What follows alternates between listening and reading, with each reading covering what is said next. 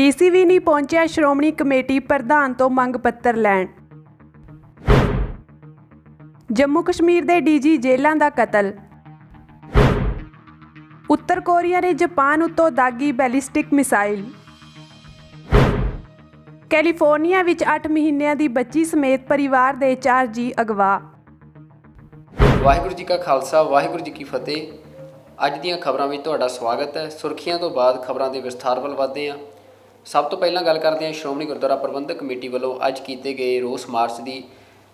ਭਾਰਤ ਦੀ supreme court ਵੱਲੋਂ ਵੱਖਰੀ ਹਰਿਆਣਾ ਗੁਰਦੁਆਰਾ ਪ੍ਰਬੰਧਕ committee ਨੂੰ ਮਾਨਤਾ ਦੇਣ ਦੇ ਵਿਰੁੱਧ ਸ਼੍ਰੋਮਣੀ ਗੁਰਦੁਆਰਾ ਪ੍ਰਬੰਧਕ ਕਮੇਟੀ ਲਗਾਤਾਰ ਚਾਰਾਜ਼ੋਈਆਂ ਕਰ ਰਹੀ ਹੈ। ਅੱਜ ਸ਼੍ਰੋਮਣੀ ਗੁਰਦੁਆਰਾ ਪ੍ਰਬੰਧਕ ਕਮੇਟੀ ਦੇ ਪ੍ਰਧਾਨ ਦੀ ਅਗਵਾਈ ਦੇ ਵਿੱਚ ਸਮੁੱਚੇ ਮੈਂਬਰਾਂ ਵੱਲੋਂ ਇੱਕ ਮਾਰਚ ਕੀਤਾ ਗਿਆ। ਇਸ ਮਾਰਚ ਵੱਲੋਂ ਅੰਮ੍ਰਿਤਸਰ ਦੇ ਡੀਸੀ ਦੇ ਰਾਹੀਂ ਭਾਰਤ ਦੇ ਪ੍ਰਧਾਨ ਮੰਤਰੀ ਨਰਿੰਦਰ ਮੋਦੀ ਨੂੰ ਇੱਕ ਚਿੱਠੀ ਦਿੱਤੀ ਗਈ, ਇੱਕ ਮੰਗ ਪੱਤਰ ਦਿੱਤਾ ਗਿਆ, ਜਿਸ ਦੇ ਵਿੱਚ ਕਿਹਾ ਗਿਆ ਕਿ ਵੱਖਰੀ ਹਰਿਆਣਾ ਸਿੱਖ ਗੁਰਦੁਆਰਾ ਪ੍ਰਬੰਧਕ ਕਮੇਟੀ ਦੀ ਜਿਹੜੀ ਮਾਨਤਾ ਆ ਉਸ ਦੇ ਖਿਲਾਫ ਕੇਂਦਰ ਦੀ ਸਰਕਾਰ ਉਸ ਦਾ ਵਿਰੋਧ ਕਰਦਿਆਂ ਭਾਰਤ ਦੀ ਸੁਪਰੀਮ ਕੋਰਟ ਦੇ ਵਿੱਚ ਰਿਵਿਊ ਪਟੀਸ਼ਨ ਦਾਇਰ ਕਰੇ। ਇਸ ਤੋਂ ਇਲਾਵਾ RSS ਦੇ ਉੱਤੇ ਸਿੱਖਾਂ ਦੀਆਂ ਸੰਸਥਾਵਾਂ ਦੇ ਵਿੱਚ ਦਖਲਅੰਦਾਜ਼ੀ ਕਰਨ ਦਾ ਦੋਸ਼ ਲਾਉਂਦਿਆਂ ਉਸ ਦੇ ਉੱਤੇ ਰੋਕ ਲਾਉਣ ਲਈ ਕਿਹਾ ਗਿਆ ਆ। ਨਾਲ ਹੀ ਬੰਦੀ ਸਿੰਘਾਂ ਦੀ ਰਿਹਾਈ ਦੀ ਮੰਗ ਵੀ ਕੀਤੀ ਗਈ ਹੈ।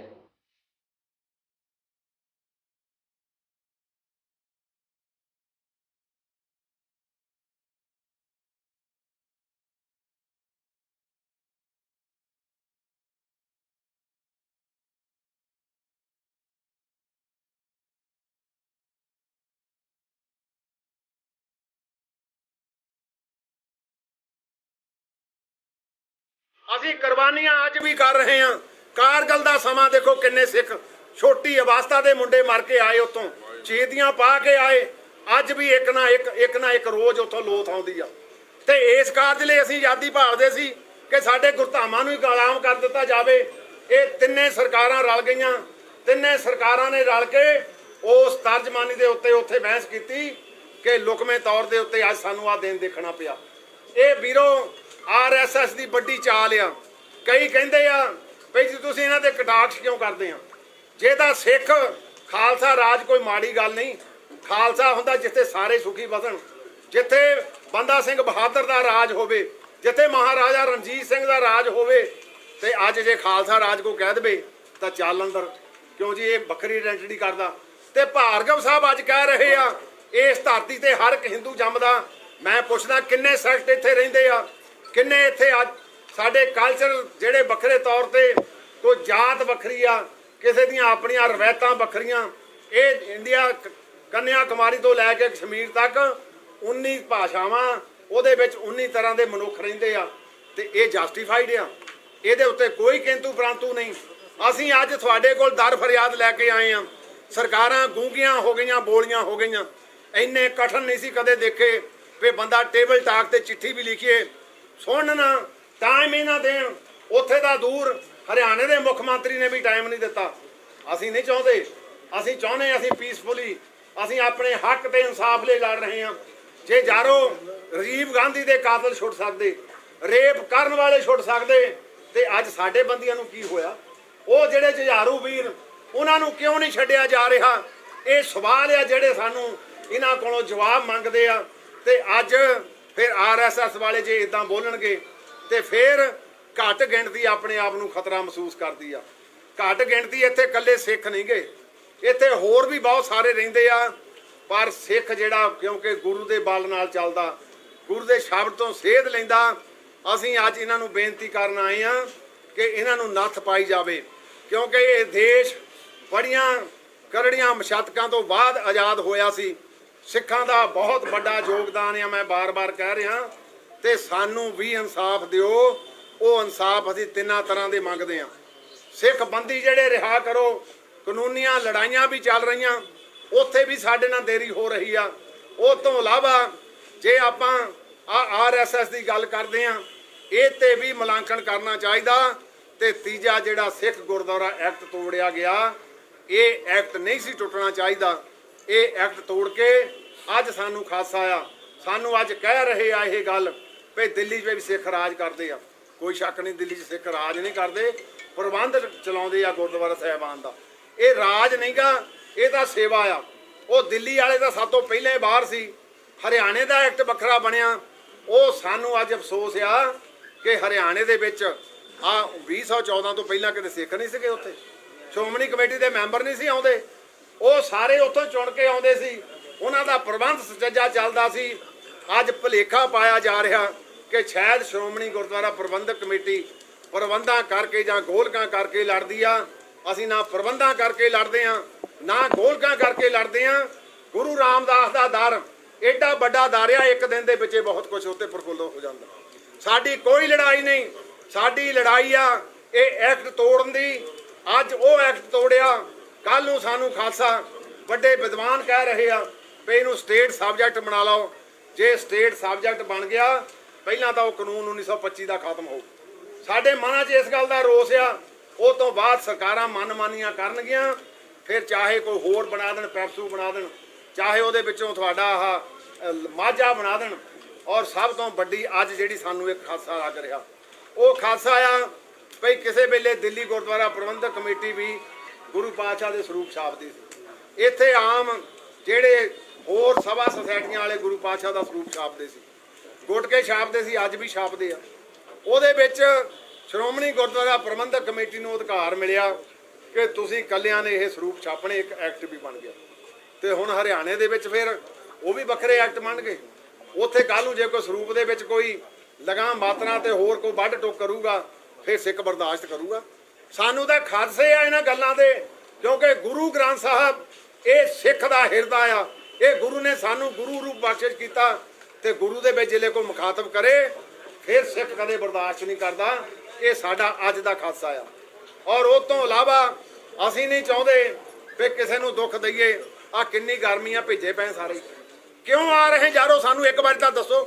ਤੁਹਾਨੂੰ ਜੇ ਪਿਛਲੀ ਵਾਰੀ ਆਏ ਇੱਥੇ, ਉਸਲੇ ਵੀ ਆਇਆ ਵੀ ਜੀ ਇੱਥੇ ਐਸਡੀਐਮ ਸਾਹਿਬ ਆ, ਡਿਪਟੀ ਕਮਿਸ਼ਨਰ ਸਾਹਿਬ ਬਿਲਕੁਲ ਨਹੀਂ ਆਏ। ਔਰ ਉਹ ਪਹਿਲੇ ਹਾਊਸ ਦੀ ਤਰਜਮਾਨੀ ਡਿਪਟੀ ਕਮਿਸ਼ਨਰ ਸਾਹਿਬ ਕਰਦੇ ਆ। ਅੱਜ ਵੀ ਕਹਿੰਦੇ ਜੀ ਏਡੀਸੀ ਸਾਹਿਬ ਆ, ਡੀਸੀ ਸਾਹਿਬ ਹੈ ਨਹੀਂ ਗਏ। ਹੁਣ ਅਸੀਂ ਮੈਮੋਰੈਂਡਮ ਡੀਸੀ ਸਾਹਿਬ ਨੂੰ ਦੇਣਾ। ਅਸੀਂ ਇੱਥੇ ਬੈਠੇ ਆ ਸਾਰੇ,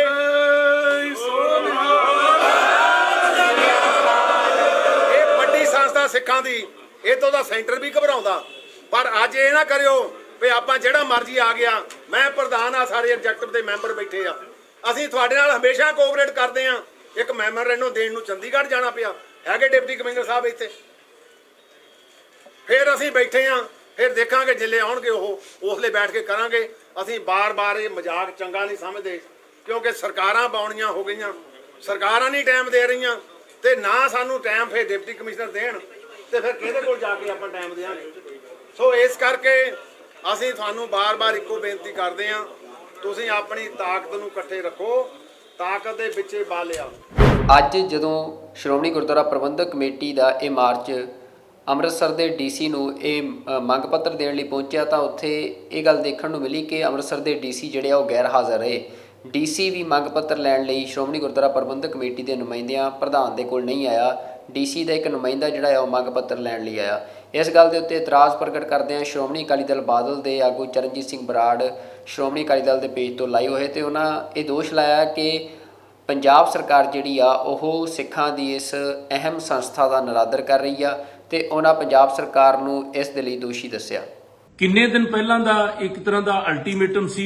ਮਾਨਯੋਗ ਡੀਸੀ ਜਿਹੜੇ ਅੰਮ੍ਰਿਤਸਰ ਹੈ, ਉਹਨਾਂ ਨੂੰ ਪਤਾ ਸੀ ਕਿ ਸ਼੍ਰੋਮਣੀ ਗੁਰਦੁਆਰਾ ਪ੍ਰਬੰਧਕ ਕਮੇਟੀ ਦੇ ਪ੍ਰਧਾਨ ਸਾਹਿਬ ਨੇ ਅਨਾਉਂਸ ਕੀਤਾ ਹੈ ਕਿ 4 ਤਰੀਕ ਨੂੰ ਅਕਾਲ ਤਖਤ ਸਾਹਿਬ ਤੋਂ ਅਰਦਾਸ ਕਰਕੇ ਤੇ ਪ੍ਰਧਾਨ ਮੰਤਰੀ ਦੇ ਨਾਂ ਦਾ ਮੈਮੋਰੈਂਡਮ ਡੀਸੀ ਨੂੰ ਦੇਣ ਜਾਣਗੇ, ਔਰ ਡੀਸੀ ਦਾ ਗੈਰ ਹਾਜ਼ਰ ਰਹਿਣਾ। ਔਰ ਇਹ ਇੱਕ ਵਾਰ ਨਹੀਂ, ਤੀਜਾ ਚਾਂਸ ਹੈ। 2 ਵਾਰ ਪਹਿਲਾਂ ਵੀ ਕਦੇ ਐਸਡੀਐਮ ਹਾਜ਼ਰ, ਕਦੇ ਇਕੱਲਾ ਏਡੀਸੀ ਹਾਜ਼ਰ, ਔਰ ਅੱਜ ਫੇਰ ਜਾਣਬੁੱਝ ਕੇ ਗੈਰ ਹਾਜ਼ਰ ਹੋਣਾ, ਇਹ ਸਮਝੇ ਕਿ ਸਾਡੀ ਸਿੱਖਾਂ ਦੀ ਸਭ ਤੋਂ ਵੱਡੀ ਸਰਵਉੱਚ ਸੰਸਥਾ ਦੀ ਤੋਹੀਨ ਹੈ। ਮੁੱਖ ਮੰਤਰੀ ਸਾਹਿਬ ਨੂੰ ਚਾਹੀਦਾ ਕਿ ਸਾਰੇ ਪੰਜਾਬ ਦੇ ਵਿੱਚ ਹਦਾਇਤ ਕਰਨ ਕਿ ਜਦੋਂ ਕਿਤੇ ਵੀ ਸ਼੍ਰੋਮਣੀ ਗੁਰਦੁਆਰਾ ਪ੍ਰਬੰਧਕ ਕਮੇਟੀ ਦਾ ਕੋਈ ਨੁਮਾਇੰਦਾ ਹੋਵੇ, ਕੋਈ ਜਿਹੜਾ ਹੈਗਾ ਵਫਦ ਹੋਵੇ ਜਾਂ ਤਖਤ ਸਾਹਿਬ ਤੋਂ ਕੋਈ ਸੁਨੇਹਾ ਹੋਵੇ, ਤਾਂ ਉਹਨੂੰ ਸਿੰਸੀਅਰਲੀ ਲੈਣ। ਇਹ ਵੱਖਰੀ ਗੱਲ ਹੈ ਕਿ ਸੁਪਰੀਮ ਕੋਰਟ 'ਚ ਤੁਹਾਡੀ ਸਰਕਾਰ ਦਾ ਜਿਹੜਾ ਸੀਗਾ ਰੁਖ ਉਹ ਐਸਜੀਪੀਸੀ ਦੇ ਖਿਲਾਫ ਝਲਕਿਆ, ਪਰ ਘੱਟੋ ਘੱਟ ਪੰਜਾਬ ਦੀ ਧਰਤੀ ਤੇ ਅਜਿਹਾ ਦੁਬਾਰਾ ਕਦੇ ਵਰਤਾਰਾ ਨਾ ਵਾਪਰੇ। ਇਹ ਮੈਂ ਸਮਝਦਾ ਕਿ ਆਮ ਆਦਮੀ ਪਾਰਟੀ ਦੀ ਸਰਕਾਰ ਦੀ ਜ਼ਿੰਮੇਵਾਰੀ ਹੈ, ਮੁੱਖ ਮੰਤਰੀ ਸਾਹਿਬ ਦੀ ਜ਼ਿੰਮੇਵਾਰੀ ਹੈ। ਡੀਸੀ ਸਾਹਿਬ ਦਾ ਜੋ ਰਵੱਈਆ ਸੀ, ਗੈਰ ਹਾਜ਼ਰ ਰਹਿ ਕੇ ਫਿਰ ਜਦੋਂ ਧਰਨਾ ਲੱਗ ਗਿਆ ਤੇ ਫਿਰ ਆ ਕੇ ਮੈਮੋਰੈਂਡਮ ਲੈਣਾ, ਇਹ ਨਿੰਦਣਯੋਗ ਹੈ, ਨਾ ਸਹਿਣਯੋਗ ਹੈ। ਅਮਰੀਕਾ ਦੇ ਕੈਲੀਫੋਰਨੀਆ ਦੇ ਵਿੱਚ ਮਰਸਡ ਕਾਉਂਟੀ ਦੇ ਵਿੱਚ ਰਹਿੰਦੇ ਇੱਕ ਪੰਜਾਬੀ ਪਰਿਵਾਰ ਨੂੰ ਅਗਵਾ ਕਰ ਲਿਆ ਗਿਆ ਹੈ। ਪੁਲਿਸ ਦਾ ਕਹਿਣਾ ਹੈ ਕਿ ਅਗਵਾਕਾਰ ਜਿਹੜਾ ਹੈ ਉਹ ਖਤਰਨਾਕ ਅਪਰਾਧੀ ਹੈ ਤੇ ਪੁਲਿਸ ਵੱਲੋਂ ਲੋਕਾਂ ਨੂੰ ਇਹ ਅਪੀਲ ਕੀਤੀ ਗਈ ਹੈ ਕਿ ਜੇ ਕੋਈ ਵੀ ਕਿਸੇ ਨੂੰ ਵੀ ਇਸ ਪਰਿਵਾਰ ਬਾਰੇ ਜਿਹੜੀ ਸੂਹ ਮਿਲਦੀ ਹੈ, ਜਾਣਕਾਰੀ ਮਿਲਦੀ ਹੈ ਤਾਂ ਪੁਲਿਸ ਨਾਲ ਸਾਂਝੀ ਕਰੇ। ਦੱਸ ਦਈਏ ਕਿ ਜਿਨ੍ਹਾਂ ਨੂੰ ਅਗਵਾ ਕੀਤਾ ਗਿਆ ਉਹਨਾਂ ਦੇ ਵਿੱਚ ਇੱਕ 8 ਮਹੀਨਿਆਂ ਦੀ ਬੱਚੀ ਸ਼ਾਮਲ ਹੈ ਤੇ ਉਸ ਦੇ ਮਾਤਾ-ਪਿਤਾ ਵੀ ਸ਼ਾਮਲ ਨੇ। ਅਮਰੀਕਾ ਵਿੱਚ ਅੱਜ ਕੈਲੀਫੋਰਨੀਆ ਦੇ ਮਸਟ ਕਾਉਂਟੀ ਤੋਂ ਪੰਜਾਬੀ ਪਰਿਵਾਰ ਦੇ 4 ਮੈਂਬਰਾਂ ਨੂੰ ਅਗਵਾ ਕਰ ਲਿਆ ਗਿਆ ਹੈ।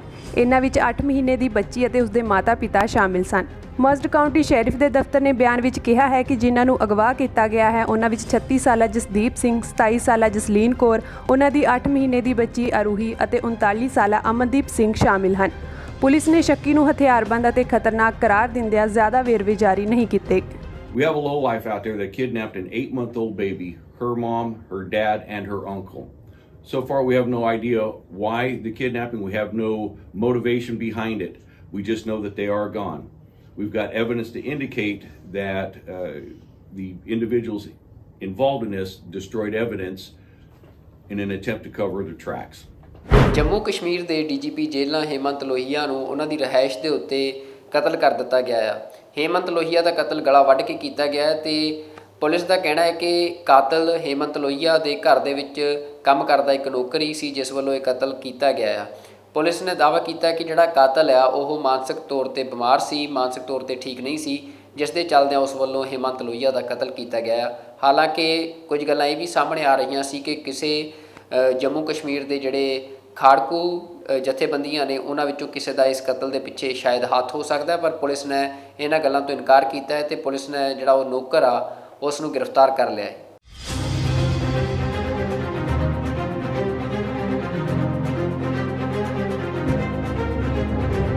ਜੰਮੂ ਕਸ਼ਮੀਰ ਦੇ ਡੀਜੀਪੀ ਹੇਮੰਤ ਲੋਹੀਆ ਦੀ ਇੱਥੇ ਉਹਨਾਂ ਦੀ ਰਿਹਾਇਸ਼ ਤੇ ਹੱਤਿਆ ਕਰ ਦਿੱਤੀ ਗਈ ਹੈ ਅਤੇ ਪੁਲਿਸ ਨੇ ਉਸਦੇ ਫਰਾਰ ਘਰੇਲੂ ਨੌਕਰ ਨੂੰ ਸ਼ੱਕ ਦੇ ਆਧਾਰ ਤੇ ਗ੍ਰਿਫਤਾਰ ਕਰ ਲਿਆ ਹੈ। ਪੁਲਿਸ ਦੇ ਡਾਇਰੈਕਟਰ ਜਨਰਲ ਦਿਲਬਾਗ ਸਿੰਘ ਨੇ ਘਟਨਾ ਨੂੰ ਬਹੁਤ ਮੰਦਭਾਗਾ ਦੱਸਿਆ ਅਤੇ ਕਿਹਾ ਕਿ ਘਰੇਲੂ ਨੌਕਰ ਦੀ ਪਛਾਣ ਯਾਸਿਰ ਅਹਿਮਦ ਵਜੋਂ ਹੋਈ ਹੈ। ਉਹਨਾਂ ਦੱਸਿਆ ਕਿ ਮਸ਼ਕੂਕ ਨੇ 57 ਸਾਲਾ ਲੋਹੀਆ ਨੂੰ ਸਾੜਨ ਦੀ ਵੀ ਕੋਸ਼ਿਸ਼ ਕੀਤੀ ਸੀ। ਲੋਹੀਆ ਨੂੰ ਅਗਸਤ ਵਿੱਚ ਜੇਲ੍ਹਾਂ ਦਾ ਡਾਇਰੈਕਟਰ ਜਨਰਲ ਨਿਯੁਕਤ ਕੀਤਾ ਗਿਆ ਸੀ। ਪੁਲਿਸ ਦੇ ਵਧੀਕ ਡਾਇਰੈਕਟਰ ਜਨਰਲ ਮੁਕੇਸ਼ ਸਿੰਘ ਨੇ ਦੱਸਿਆ ਕਿ 52 ਸਾਲਾ ਲੋਹੀਆ ਦੀ ਹੱਤਿਆ ਗਲ ਵੱਢ ਕੇ ਕੀਤੀ ਗਈ ਹੈ। ਕਾਤਲ ਨੇ ਲੋਹੀਆ ਦਾ ਗਲਾ ਵੱਢਣ ਲਈ ਕੈਚਅਪ ਦੀ ਟੁੱਟੀ ਹੋਈ ਬੋਤਲ ਦੀ ਵਰਤੋਂ ਕੀਤੀ। ਏਡੀਜੀਪੀ ਨੇ ਕਿਹਾ ਕਿ ਅਧਿਕਾਰੀ ਦੀ ਰਿਹਾਇਸ਼ ਤੇ ਮੌਜੂਦ ਚੌਕੀਦਾਰਾਂ ਨੇ ਕਮਰੇ ਦੇ ਅੰਦਰ ਅੱਗ ਦੇਖੀ। ਕਮਰੇ ਦਾ ਦਰਵਾਜ਼ਾ अंदरों बंद सी ਅਤੇ दरवाज़ा तोड़ना पिया। रेलेवेंट डिटेल्स हम लोग पहले ही मीडिया के साथ शेयर कर चुके हैं। हेमंत लोहिया जी के ये दोस्त हैं राजीव खजूरिया जी, इनके घर में वो पिछले कुछ दिनों से रह रहे थे और रात को खाना खाने के बाद जब अपने बेडरूम में जाते हैं तो ये लड़का जो डोमेस्टिक सर्वेंट है जो पिछले कुछ अर्से से काम करता था वो कहीं पाँव में कोई थोड़ी उनकी चोट थी और पाँव को मरहम लगाने के लिए उस वक़्त अंदर था और अचानक उसने कुंडी लगा के उनके ऊपर हमला किया और बार बार उसमें जो है वो शार्प एज्ड वेपन के साथ उनके ऊपर अटैक किया। बाद में उनको आग लगाने की किसी कपड़े को तकिए को आग लगा के वो भी उनके ऊपर फेंका, शायद उनको सफोकेट करने के लिए। घर के लोगों ने बहुत कोशिश करी, दरवाज़ा अंदर से बंद था, इन्होंने बार बार उसको तोड़ करके अंदर जाने की कोशिश करी मगर तब तक मुझे लगता है कि जख्मों की ताब न लाते हुए उनकी डेथ हो गई। ये बहुत अनफॉर्चुनेट वाक़ा है कि घर में एक ट्रस्टेड आदमी जो आप बतौर कुक जिसको या बतौर डोमेस्टिक हेल्प इस्तेमाल करते हैं वो इस तरह की बात करे।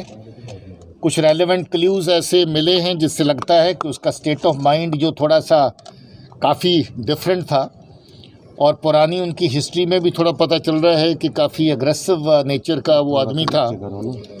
अब ये जो वाक़ा हुआ है इसकी बाकी तहकीकात कर रहे हैं और उसके फ़ोटो जो हैं अलेज्ड मर्डरर के वो मीडिया में जारी कर दिए गए हैं। इसकी बाकी डिटेल जो है तफ्तीश के साथ पता। ਭਾਰਤ ਦੀ ਜੇਲ੍ਹ ਵਿੱਚ ਲੰਮੇ ਸਮੇਂ ਤੋਂ ਨਜ਼ਰਬੰਦ ਭਾਈ ਗੁਰਮੀਤ ਸਿੰਘ ਦੀ ਰਿਹਾਈ ਦੇ ਮਾਮਲੇ ਦੇ ਵਿੱਚ ਹੁਣ ਪੰਜਾਬ ਸਰਕਾਰ ਮੁੜ ਦੋਸ਼ਾਂ ਵਿੱਚ ਘਿਰਦੀ ਨਜ਼ਰ ਆ ਰਹੀ ਹੈ। ਪੰਜਾਬ ਲਾਇਰਸ ਦੇ ਐਡਵੋਕੇਟ ਅਤੇ ਬੰਦੀ ਸਿੰਘਾਂ ਦੇ ਕੇਸ ਲੜਨ ਵਾਲੇ ਵਕੀਲ ਜਸਪਾਲ ਸਿੰਘ ਮੰਝਪੁਰ ਨੇ ਦੱਸਿਆ ਕਿ ਲਗਾਤਾਰ ਚੰਡੀਗੜ੍ਹ ਪ੍ਰਸ਼ਾਸਨ, ਕਿਉਂਕਿ ਭਾਈ ਗੁਰਮੀਤ ਸਿੰਘ ਬੜੈਲ ਜੇਲ੍ਹ ਦੇ ਵਿੱਚ ਨਜ਼ਰਬੰਦ ਨੇ ਜੋ ਕਿ ਚੰਡੀਗੜ੍ਹ ਪ੍ਰਸ਼ਾਸਨ ਦੇ ਅਧੀਨ ਆਉਂਦੀ ਹੈ, ਤੇ ਭਾਈ ਗੁਰਮੀਤ ਸਿੰਘ ਦੀ ਜਿਹੜੀ ਰਿਹਾਈ ਦਾ ਨਕਸ਼ਾ ਆ ਉਸ ਦੇ ਵਿੱਚ ਲਗਾਤਾਰ ਚੰਡੀਗੜ੍ਹ ਜਿਹੜਾ ਜੇਲ੍ਹ ਪ੍ਰਸ਼ਾਸਨ ਆ ਉਹ ਪੰਜਾਬ ਸਰਕਾਰ ਤੋਂ, ਪੰਜਾਬ ਪੁਲਿਸ ਪ੍ਰਸ਼ਾਸਨ ਤੋਂ ਜਿਹੜਾ ਆ ਉਹ ਲਗਾਤਾਰ ਰਿਪੋਰਟ ਤਲਬ ਕਰ ਰਿਹਾ, ਰਿਪੋਰਟ ਮੰਗ ਰਿਹਾ, ਜਿਸ ਦੇ ਆਧਾਰ 'ਤੇ ਰਿਹਾਈ ਹੋਣੀ ਹੈ। ਪਰ ਬਾਰ-ਬਾਰ ਰਿਪੋਰਟ ਮੰਗਣ ਤੋਂ ਬਾਅਦ ਵੀ ਜਿਹੜੇ ਡੀਸੀ ਨੇ ਲੁਧਿਆਣਾ ਦੇ ਉਹਨਾਂ ਵੱਲੋਂ ਕੋਈ ਵੀ ਰਿਪੋਰਟ ਜਿਹੜੀ ਆ ਉਹ ਨਹੀਂ ਦਿੱਤੀ ਜਾ ਰਹੀ, ਜਿਸ ਦੇ ਚੱਲਦਿਆਂ ਇਹ ਰਿਹਾਈ ਰੁਕੀ ਹੋਈ ਹੈ। ਤੇ ਹੁਣ ਪੰਜਾਬ ਲਾਇਰਸ ਵੱਲੋਂ 6 ਅਕਤੂਬਰ ਨੂੰ ਇੱਕ ਮਾਰਚ ਦਾ ਸੱਦਾ ਦਿੱਤਾ ਗਿਆ ਹੈ। ਸਮੁੱਚੀਆਂ ਸਿੱਖ ਜਥੇਬੰਦੀਆਂ ਨੂੰ, ਸਿੱਖ ਸੰਗਤਾਂ ਨੂੰ ਇਹ ਅਪੀਲ ਕੀਤੀ ਗਈ ਹੈ ਕਿ ਗੁਰਦੁਆਰਾ ਦੁੱਖ ਨਿਵਾਰਨ ਸਾਹਿਬ ਤੋਂ ਜਿਹੜਾ ਇਹ ਮਾਰਚ ਹੈ ਡੀਸੀ ਦਫ਼ਤਰ ਤੱਕ ਲਿਜਾਇਆ ਜਾਵੇਗਾ ਤੇ ਜਿੱਥੇ ਡੀਸੀ ਤੋਂ ਇਹ ਜਵਾਬ ਤਲਬ ਕੀਤਾ ਜਾਵੇਗਾ ਕਿ ਆਖਰ ਕਿਉਂ ਉਹ ਬੰਦੀ ਸਿੰਘਾਂ ਦੀ ਇਸ ਰਿਹਾਈ ਦੇ ਲਈ ਜਿਹੜਾ ਆਪਣੀ ਰਿਪੋਰਟ ਨਹੀਂ ਭੇਜ ਰਹੇ।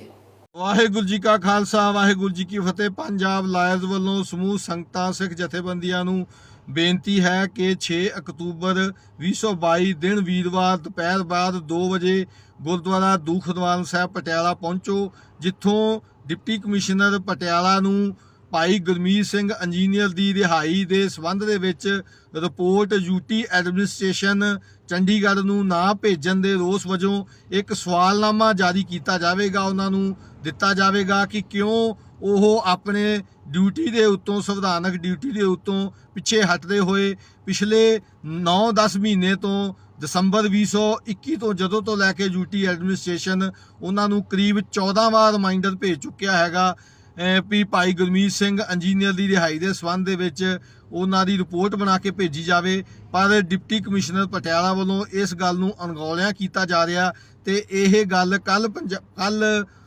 ਪੰਜਾਬ ਤੇ ਹਰਿਆਣਾ ਹਾਈ ਕੋਰਟ ਦੇ ਵਿੱਚ ਯੂਟੀ ਐਡਮਿਨਿਸਟ੍ਰੇਸ਼ਨ ਦੇ ਵਕੀਲ ਸਾਹਿਬਾਨ ਨੇ ਦੱਸੀ ਕਿ ਅਸੀਂ 14 ਵਾਰ ਰਿਮਾਈਂਡਰ ਭੇਜ ਚੁੱਕੇ ਹਾਂ ਤੇ ਦਸੰਬਰ 2021 ਦੇ ਵਿੱਚ ਪਹਿਲੀ ਵਾਰ ਚਿੱਠੀ ਭੇਜੀ ਗਈ ਸੀ, ਜੋ ਕਿ ਪੰਜਾਬ ਹਰਿਆਣਾ ਹਾਈ ਕੋਰਟ ਨੇ 6 ਅਕਤੂਬਰ 2021 ਨੂੰ ਆਰਡਰ ਕੀਤਾ ਸੀ ਉਹਦੀ ਕੰਪਲੈਂਸ ਕਰਾਉਣ ਦੇ ਵਾਸਤੇ।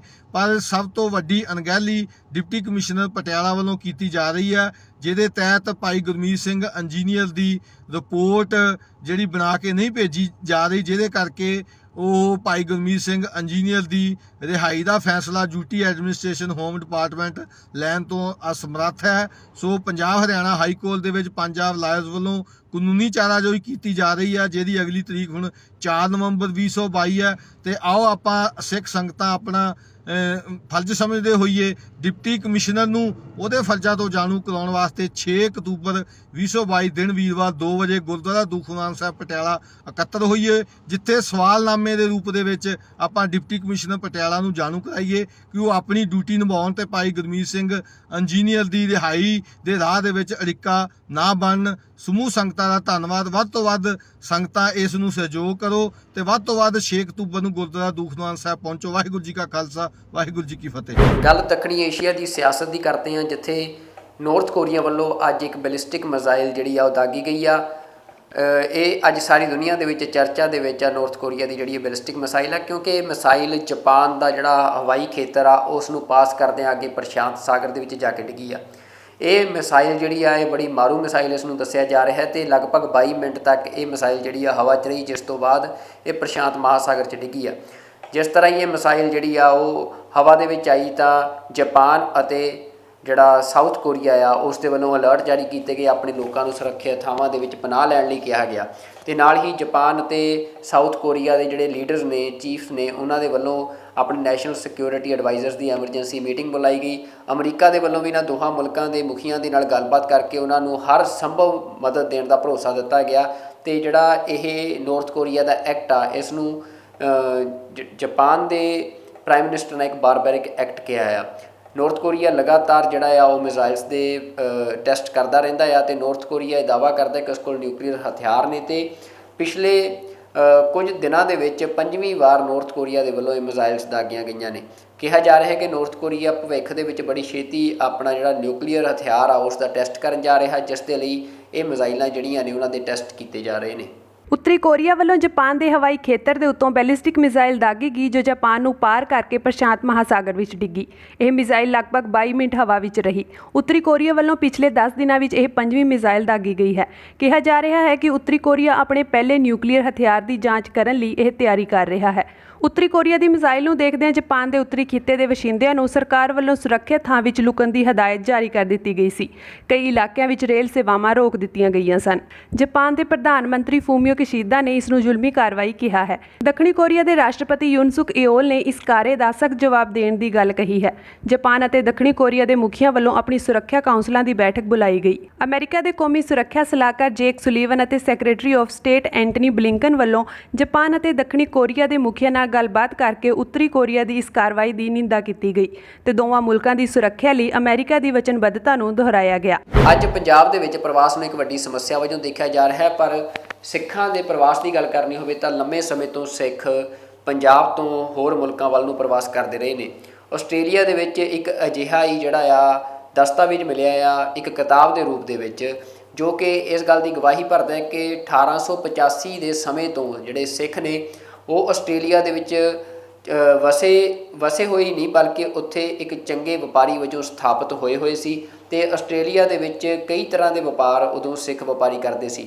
ਇਸ ਕਿਤਾਬ ਦੇ ਵਿੱਚ ਇਹ ਵੀ ਸਾਹਮਣੇ ਆਇਆ ਕਿ ਉਸ ਸਮੇਂ ਦੇ ਸਿੱਖ ਵਪਾਰੀ ਆਸਟ੍ਰੇਲੀਆ ਦੇ ਵਿੱਚ ਵਪਾਰ ਕਰਦਿਆਂ ਵੀ ਜਿਹੜਾ ਆਪਣਾ ਲਿਖਤ ਪੜ੍ਹਤ ਦਾ ਸਾਰਾ ਕੰਮ ਆ ਉਹ ਗੁਰਮੁਖੀ ਲਿਪੀ ਦੇ ਵਿੱਚ ਆਪਣੀ ਮਾਂ ਬੋਲੀ ਦੇ ਵਿੱਚ ਕਰਦੇ ਸੀ। ਇਹ ਕਿਤਾਬ ਸਾਊਥ ਆਸਟ੍ਰੇਲੀਅਨ ਮਿਊਜ਼ੀਅਮ ਨੂੰ ਜਿਹੜਾ ਆ ਇਹ ਵੈਸਟਰਨ ਆਸਟ੍ਰੇਲੀਅਨ ਮਿਊਜ਼ੀਅਮ ਨੂੰ ਇਹ ਕਿਤਾਬ ਜਿਹੜੀ ਆ ਉਹ ਮਿਲੀ ਆ। ਦੱਸਿਆ ਜਾ ਰਿਹਾ ਹੈ ਕਿ ਕਿਸੇ ਵੱਲੋਂ ਰੱਦੀ ਜਿਵੇਂ ਜਲਾਈ ਜਾਂਦੀ ਆ ਉਹਦੇ ਵਿੱਚ ਇਹ ਕਿਤਾਬ ਨੂੰ ਜਲਾਇਆ ਜਾ ਰਿਹਾ ਸੀ, ਪਰ ਕਿਤਾਬ ਦੇ ਉੱਤੇ ਚਮੜੇ ਦਾ ਵੱਡਾ ਕਵਰ ਹੋਣ ਕਾਰਨ ਤੇ ਕਿਤਾਬ ਕਾਫੀ ਮੋਟੀ ਹੋਣ ਕਾਰਨ ਇਹ ਕਿਤਾਬ ਨਹੀਂ ਸੜੀ ਤੇ ਵੈਸਟਰਨ ਆਸਟ੍ਰੇਲੀਅਨ ਮਿਊਜ਼ੀਅਮ ਦੇ ਕੋਲੇ ਕਿਤਾਬ ਪਹੁੰਚੀ, ਜਿਸ ਵੱਲੋਂ ਬਾਅਦ ਵਿੱਚ ਗੁਰਦੁਆਰਾ ਸਾਹਿਬ ਦੇ ਨਾਲ ਸੰਪਰਕ ਕਰਕੇ ਟਰਾਂਸਲੇਸ਼ਨ ਦੇ ਲਈ ਮਦਦ ਮੰਗੀ ਗਈ, ਜਿਸ ਤੋਂ ਬਾਅਦ ਇਹ ਖੁਲਾਸਾ ਹੋਇਆ ਕਿ ਸਿੱਖਾਂ ਦਾ ਇੱਕ ਅਹਿਮ ਦਸਤਾਵੇਜ਼ ਆਸਟ੍ਰੇਲੀਆ ਦੇ ਵਿੱਚ ਸਿੱਖਾਂ ਦੀ ਜਿਹੜੀ ਆਮਦ ਆ ਉਸ ਬਾਰੇ ਇਹ ਅਹਿਮ ਦਸਤਾਵੇਜ਼ ਜਿਹੜਾ ਆ ਇਹ ਸਾਹਮਣੇ ਆਇਆ। ਆਸਟ੍ਰੇਲੀਆ ਵਿੱਚ ਸਿੱਖਾਂ ਦੇ ਇਤਿਹਾਸ ਨਾਲ ਜੁੜਿਆ ਇੱਕ ਅਹਿਮ ਦਸਤਾਵੇਜ਼ ਮਿਲਿਆ ਹੈ। ਇਹ ਇੱਕ ਕਿਤਾਬ ਹੈ ਜੋ 1 ਸਦੀ ਪੁਰਾਣੀ ਹੈ ਅਤੇ ਇਸ ਵਿੱਚ ਗੁਰਮੁਖੀ ਵਿੱਚ ਲਿਖਿਆ ਗਿਆ ਹੈ। ਆਸਟ੍ਰੇਲੀਆ ਦੇ ਸ਼ਹਿਰ ਪਰਥ ਤੋਂ 351 ਕਿਲੋਮੀਟਰ ਦੂਰ ਡੋਂਗਾਰਾ ਨਾਂ ਦੀ ਥਾਂ ਤੇ ਇਹ ਕਿਤਾਬ ਮਿਲੀ ਹੈ। ਸਿੱਖ ਐਸੋਸੀਏਸ਼ਨ ਆਫ ਵੈਸਟਰਨ ਆਸਟ੍ਰੇਲੀਆ ਦੇ ਮੈਂਬਰ ਤਰਨਪ੍ਰੀਤ ਸਿੰਘ ਨੇ ਦੱਸਿਆ ਕਿ ਉਹਨਾਂ ਇਸ ਕਿਤਾਬ ਨੂੰ ਖੁਦ ਦੇਖਿਆ ਹੈ, ਜੋ ਇਸ ਇਲਾਕੇ ਵਿੱਚ ਸਦੀ ਪਹਿਲਾਂ ਸਿੱਖਾਂ ਦੇ ਵਸੇਬੇ ਬਾਰੇ ਦੱਸਦੀ ਹੈ। ਉਹਨਾਂ ਦੱਸਿਆ ਕਿ ਕੈਨਿੰਗ ਵੇਲ ਗੁਰਦੁਆਰਾ ਸਾਹਿਬ ਨੂੰ ਵੈਸਟਰਨ ਆਸਟ੍ਰੇਲੀਆ ਮਿਊਜ਼ੀਅਮ ਤੋਂ ਇੱਕ ਈਮੇਲ ਆਈ ਸੀ, ਜਿਸ ਵਿੱਚ ਇਸ ਕਿਤਾਬ ਦਾ ਜ਼ਿਕਰ ਕਰਦਿਆਂ ਟਰਾਂਸਲੇਸ਼ਨ ਲਈ ਮਦਦ ਮੰਗੀ ਗਈ ਸੀ। ਤਰਨਪ੍ਰੀਤ ਸਿੰਘ ਨੇ ਦੱਸਿਆ ਕਿ ਇਸ ਕਿਤਾਬ ਤੋਂ ਪਤਾ ਲੱਗਦਾ ਹੈ ਕਿ 100 ਸਾਲ ਪਹਿਲਾਂ ਵੀ ਆਸਟ੍ਰੇਲੀਆ ਵਿੱਚ ਸਿੱਖ ਸਫਲ ਵਪਾਰੀ ਸਨ ਤੇ ਉਹ ਆਪਣੀ ਰੋਜ਼ ਦੀ ਲਿਖਤ ਪੜ੍ਹਤ ਗੁਰਮੁਖੀ ਵਿੱਚ ਹੀ ਕਰਦੇ ਸਨ। ਉਹਨਾਂ ਦੱਸਿਆ ਕਿ ਕਿਸੇ ਨੂੰ ਇਹ ਕਿਤਾਬ ਸਵਾਹ ਵਿੱਚੋਂ ਮਿਲੀ ਸੀ, ਜਿਸ ਨੂੰ ਉਸਨੇ ਵੈਸਟਰਨ ਆਸਟ੍ਰੇਲੀਆ ਮਿਊਜ਼ੀਅਮ ਨੂੰ ਦੇ ਦਿੱਤਾ। ਕਿਤਾਬ ਜਲਣ ਤੋਂ ਇਸ ਲਈ ਬਚ ਗਈ ਕਿਉਂਕਿ ਉਸ ਦੀ ਮੜ੍ਹਾਈ ਚਮੜੇ ਵਿੱਚ ਹੋਈ ਸੀ ਤੇ ਕਿਤਾਬ ਬਹੁਤ ਮੋਟੀ ਸੀ। ਅੱਜ ਦੀਆਂ ਖਬਰਾਂ ਵਿੱਚ ਫਿਲਹਾਲ ਇੰਨਾ ਹੀ। ਕੱਲ੍ਹ ਨਵੀਆਂ ਖਬਰਾਂ ਲੈ ਕੇ ਤੁਹਾਡੇ ਅੱਗੇ ਹਾਜ਼ਰ ਹੋਵਾਂਗੇ। ਉਦੋਂ ਤੱਕ ਰੱਬ ਰਾਖਾ। ਵਾਹਿਗੁਰੂ ਜੀ ਕਾ ਖਾਲਸਾ, ਵਾਹਿਗੁਰੂ ਜੀ ਕੀ ਫਤਿਹ।